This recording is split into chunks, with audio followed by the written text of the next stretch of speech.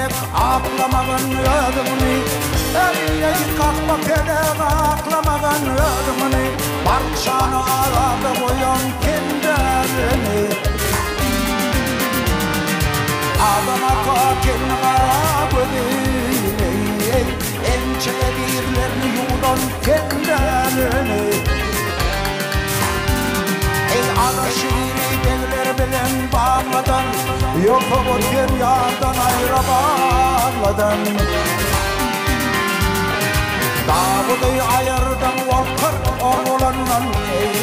Netimini bir koyan kendilerini Dağıdı ayırdan volkar oğlandan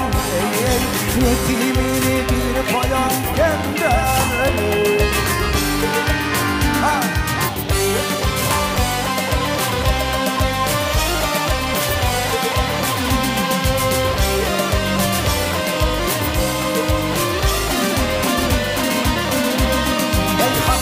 Kutayın geçti koya bak bağlanan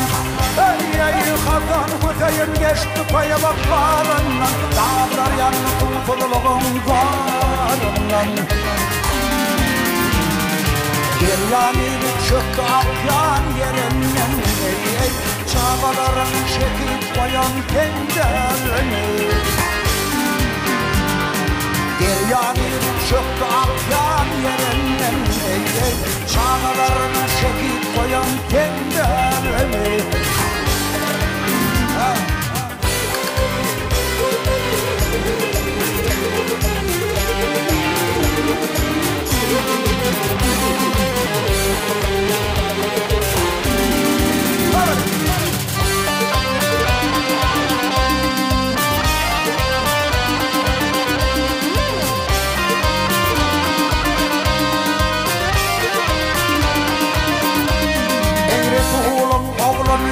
yaşına Ey Resulüm oğlanı 7 yaşına Canın Allah'a takmanın başına Kimden koydun sen boğun hoşuna Omurgadan da koyan kendilerini Kimden koydun sen boğun hoşuna Omurgadan da koyan kendilerini Çağalarını çekip koyan kendilerini Yetimini bir koyan kendilerini